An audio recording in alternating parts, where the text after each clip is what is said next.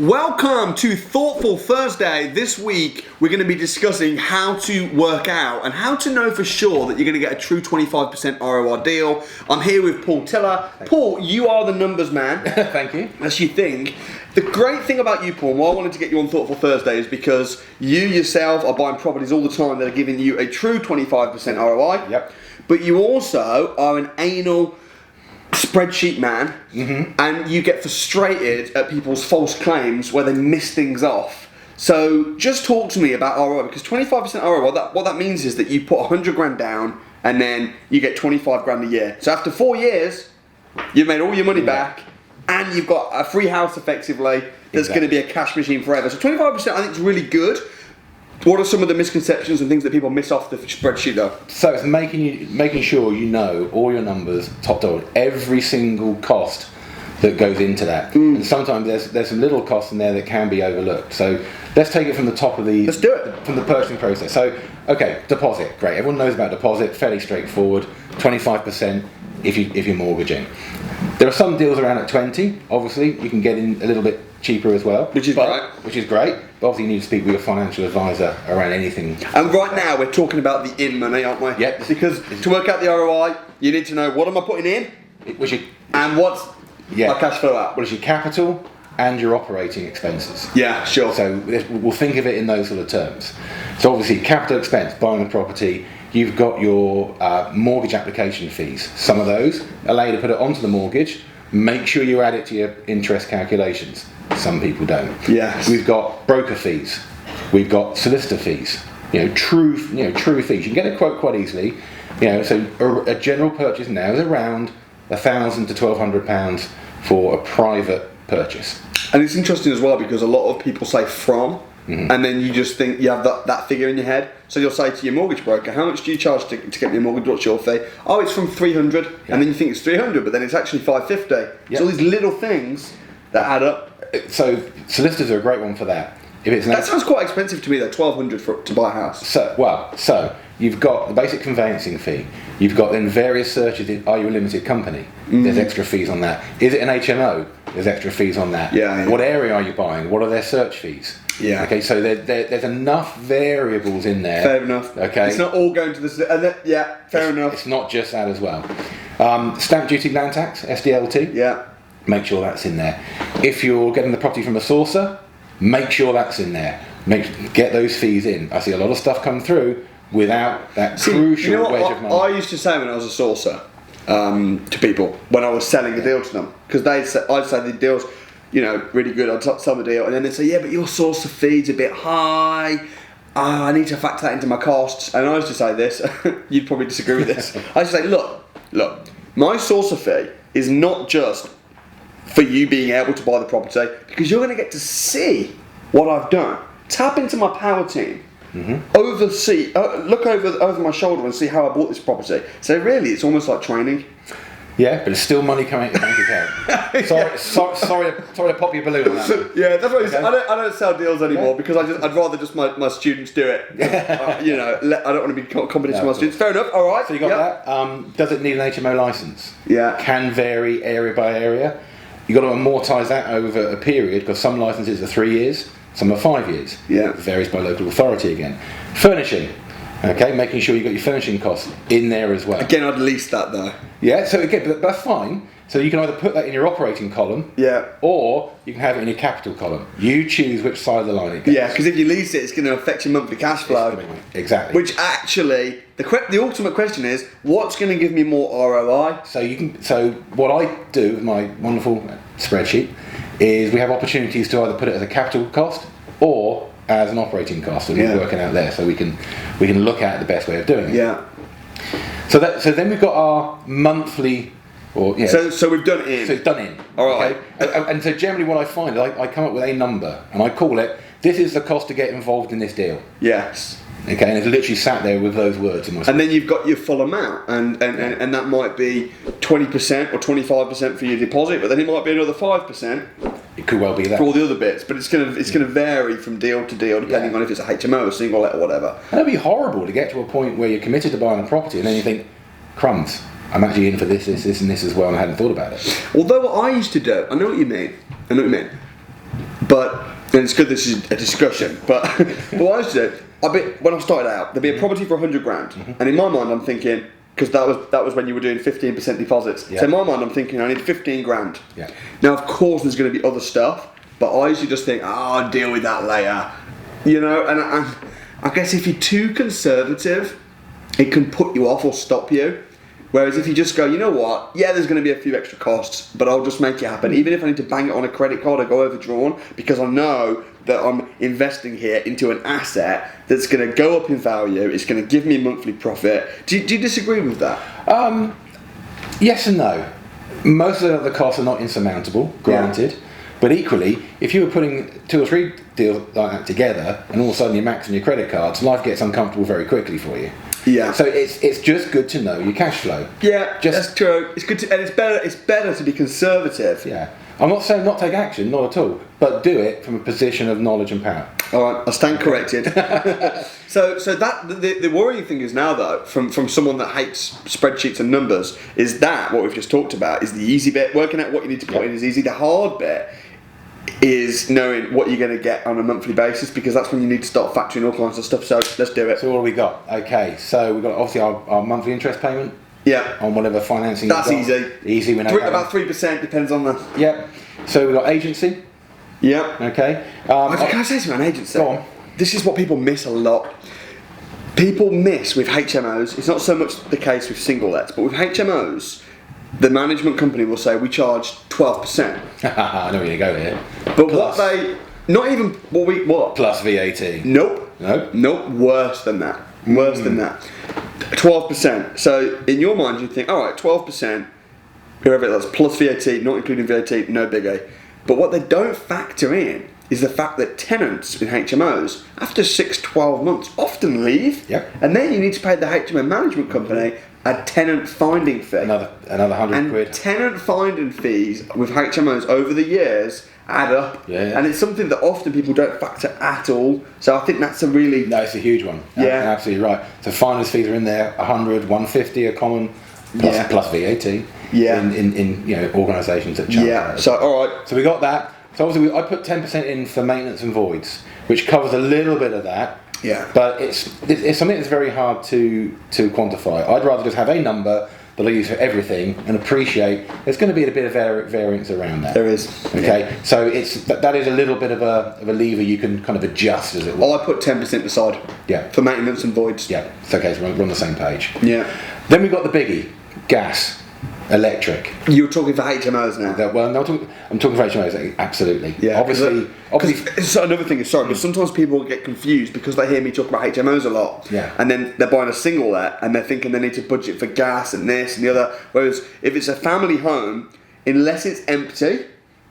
Of course, if it's empty, you're going to need to pay even council tax. Yep. If it's empty, you'll need to pay. Yes, it's admittedly it's a reduced council tax, but if a house is empty, you're going to have to be paying to fund the house. But if it's tenanted and it's a family home, all the bills, the gas, the electric, all that stuff is completely taken care of. But yeah, go on. So it's just single let. You're right. Provision for council tax for empty periods, which is going to be in your 10% already.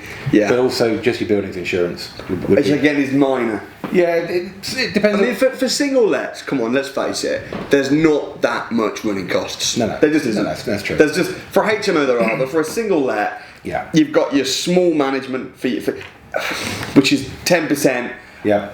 The tenants often stay for years and years. Most of my single lets, some of them, the tenants have been in there since I bought them 11 years ago. And that's an attraction for a lot of people. And sometimes, single lets get discounted. Yeah. When actually, that kind of long-term view is great for some folks. On paper, you can think a HMO is way more profitable, but in practice, they cannot be that dissimilar. True. Yeah. Okay. What else? So that's single let taken care of. HMO side, right? Electric and gas. Yeah. So we all know that the second hottest place next to the surface of the sun is in an HMO bedroom. Yeah. And you know what they do? They, in the summer, have the heating on. Yep. To dry clothes. But then they're so hot, they open the windows. Yep. And let the heat out, and you're thinking, my goodness. So there are mechanisms you can put in place there that still give the tenants control over the heating, but allows you to keep an eye on where that's going. Yeah. And whether you need to intervene and have a... What app do you use? So we use OWL. Mate, I knew that you'd do that. The owl is so cool. It's because you're a control freak. Probably. You know what? Can I just say my opinion? I let my tenants do what they want when it comes to the heating. And here's my theory. I knew that you wouldn't. But my theory is that and you could disagree, whatever. But I know I'm right because I've been doing it a lot longer than you have. But you're awesome as well. Listen, the heating, even if you have it on really high. When I got married, right, I was living in a big empty house practically before I got married, and I had practically had the heating never on. I didn't cook. I used to always eat out. I didn't have a TV, and it was just like pretty much empty. Then my wife moves in. She's from Africa. She likes it hot. She wants to get 2 TVs in the house. She wants to cook all the time in the kitchen and use all of it. And I'm thinking, geez, it's going to be hot, the TV on. But I just decided to let her do what she wants. And the bills didn't go up that much because I think people think it's like a mobile phone contract. You know, when you go abroad and you get back and it's just crazy. With heating, it doesn't really. I counter that. It can be. But I want to come from a position of not control, even though I'm a control. Control, come on. Not control. But from seeing what's going on. You'll be one of those guys, sometimes I'm out with a landlord and they're there on the phone really smug and I'm like, what's up? And they say, I just turned the heating down in Hull. And I'm like, no, dude, man. We don't do that. But what is good though, is, and why we like the owl system particularly, is you can look at the ambient temperature, where the sensor is, you can look at the outside temperature. Yeah. So you get a gauge of how are these two things running? Yeah. So sometimes you know we can be sailing in Southampton in 25 degrees. Yes, it may be 10 across the north. So it's like, okay, I wouldn't, I'd expect that to be the case, but you can get the data on it. Yeah, you know what? You can just do the old-fashioned technique that we used to do, where I'd just ask the maintenance guys to put matchsticks in the radiator, so you can only turn it to 23. See, and you're not a control freak. What's going on, man? Yeah. All right. So bills, interesting one. What do you think of Wi-Fi? Do you think that because something really interesting is Wi-Fi in HMO properties? I used to say, and I still believe this to a point, that you need the fastest Wi-Fi. It's really important. You need a TV downstairs in the communal area. Now I find people sit in their bedroom and watch their iPad on 3G. We still put the fastest possible fibre broadband into everything that we do. Yeah, but I don't find people care about the Wi-Fi as much as they did. Now they use like 4G, 5G's coming out. They do, and but I mean 5G will get you to the same sort of speed as fibre broadband. So it's not going to be a game changer in my mind. And on my word, then we know it when the broadband goes down. Yeah. So that's our measure. That's our measure.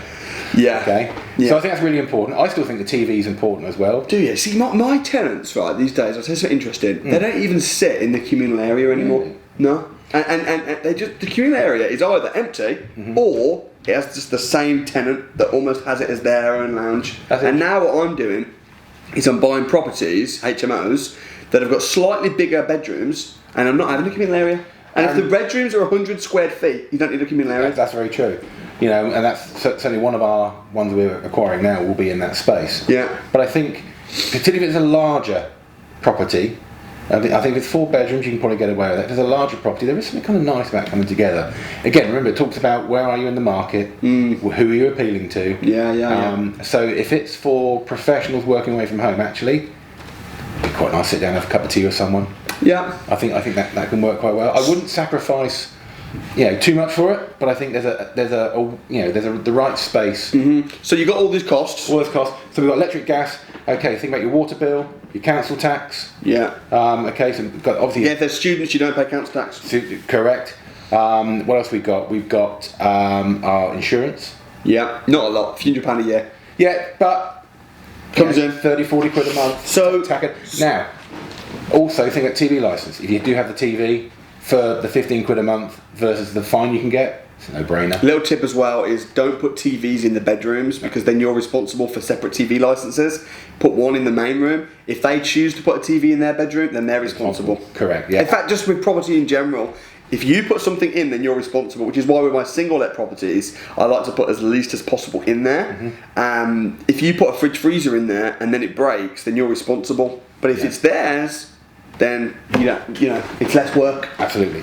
Yeah. Yeah. So we've got all of those costs as well. And the other thing we always factor in is a cleaner for the communal areas. Okay. Just for where we pitch our HMOs, we want to make sure they're absolutely tip top. And it's really interesting though, is if you show you're caring for it, with that small investment per They month, make more of an effort. they double their efforts as well. So Yeah. it's all about the right. Some of my HMOs have cleaners, some don't. Depends on the area. One of the things I do as well is if a tenant is trying to hustle me down on the rent, and they're like, you know, I've got this lady who's a professional lady, and she's saying, oh, it just doesn't quite. I like it, but it's $450. I'd do it for $400. I'll say, look, I tell you what, I'll do $425 if you clean all the communal areas thoroughly once a week. So it's like a bargaining thing. Yeah. You know, same with the gardening. I'll say to some of the guys, if you cut the grass in the summer, you always need a reason for everything, right? Of course. Always justify if you're going to come down on the rents. Yeah. Yeah. No, that's And then once you got all those figures, Yep. you're going to then just knock them off the rent. So we basically then we get the rent in, we get the monthly cost out. Yeah. And that was management, all the stuff we all talked about, that. and then you're going to see what profit you've got. Correct. Then the profit that you've got, you're going to look at what's the annual profit. Correct. You're then going to divide the annual profit by the total in amount. Correct. And then that's your ROI. Yeah. Is it possible, with all those conservative things in place, to still get a comfortable, healthy 25% return on investment? We don't touch anything below it. You don't touch anything below it? No. So, top tips on how to find these properties and how to do that? Well, that comes down to having a really great network. So there's an old adage, which is you make your money when you buy. So it's getting the right properties at the right price from day one. It's about a little bit of control, it's about managing those costs, because if you let the heating go wild, that gas cost that you put at 60 quid can be 120, 150 quid a month quite quickly. So if you're not careful, particularly with older properties, that can get away from you quite quickly. Yeah. All right. So that's great, Paul. You've been awesome. Cool. You know what I'm going to do? I've never done this before, but I'm going to put a link beneath with a basic spreadsheet to how people can work out the ROI, like an ROI spreadsheet. Yep. If you want the HMO one, folks, you need to come to the crash course and request that. But for a basic spreadsheet, I'm going to put one below, and you can just click it, download it for free. So, awesome, Paul. Brilliant. Thank you so much. No worries. Thank you. Shaka. Hope you guys enjoyed that. It is super important to work out your figures properly. However, when you know what you're doing, there's no reason why you can't find properties that are giving you a ridiculously high return on investment, and more importantly, buy them below market value as well. So it's going to mean that you've made money equity straight away. Hope to see you at the Property Investors Crash Course. I'll see you next week. Thank you so much.